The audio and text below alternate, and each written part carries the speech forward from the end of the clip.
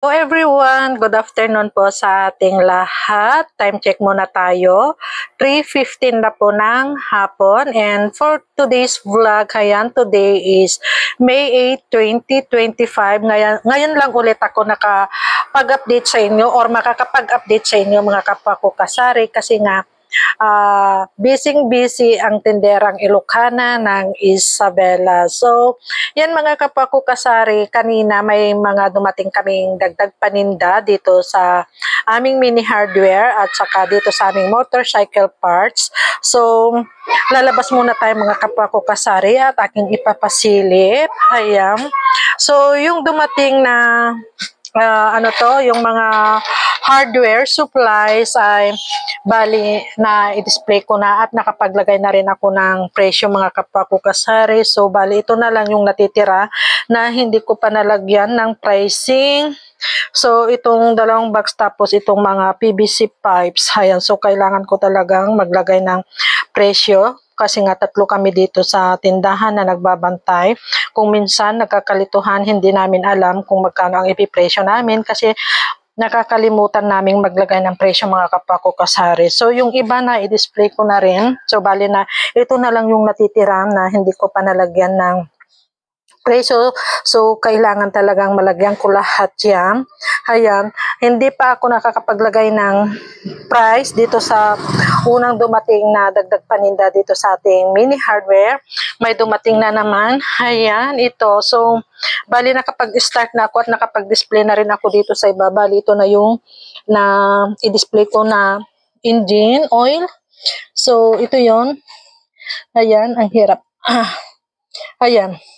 Bali, naglagay na ako ng presyo nito. So, inuunti-unti ko nang i-display kapag tapos ko nang malagyan ng presyo.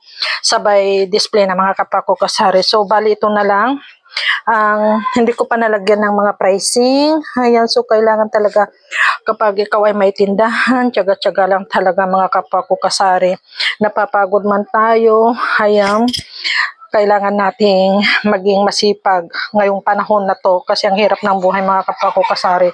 So, bali ang aking binayaran pala lahat dito. Ito yung aking resibo. Ito yung date. At ito naman yung aking binayaran. 33,400. Ayan lang mga kapwa ko kasari. So, ngayon, yung resibo ko naman ng hardware, mahigit 47,700 yun. Bali, pinadala ko ulit kay Mr. kasi nagkamali sila ng bigay sa akin nung varnish. So, bali ang order ko, yung nakabote lang, ang ibinigay nila sa akin is yung litro. Ang dami kong litro na varnish. So, at saka hindi naman yun masyadong fast moving, mas yung nakabote. So, ipinabalik ko kay Mr. So, dala-dala niya yung resibo at ipakita na lang niya, hayang, at ipapalit na lang niya ng yung naka-bottle na varnish mga kapwa ko kasari. So, ito ngayon ang aking harapin. Talagang uupuan ko ito. Ako ay maglalagay ng pricing mga kapwa ko kasari. Hayan, medyo napagod na rin si Inday. Nagmerienda lang ako saglit. Tapos itutuloy ko na to. At yan yung labas, ang daming bata. Umulan kasi kanina, pero hindi naman siya masyadong malakas. Pero kumukulog. Ayan, so kailangan ko na talagang tapusin ito mga kapwa ko kasari. Ayan. At ito, dapat malagyan ko na rin ito ng price para mamaya pagdating ni Mr. is may display na niya or may lagay na niya sa tamang lalagyanan mga kapwa ko kasari. So, ito yung status ng aming mini hardware ngayon. Ayan, okay pa naman siya sa all right. Medyo magulo lang talaga. Ayan. At mamaya pagdating ni Mr. may mga dagdag paninda na naman.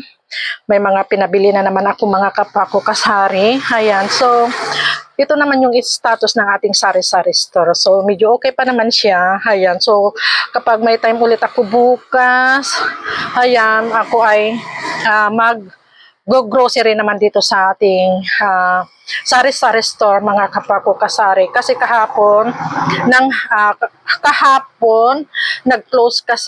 nag-close kami half day kasi nga alam nyo na, may mga ayuda tayo. So, kailangan din natin yon.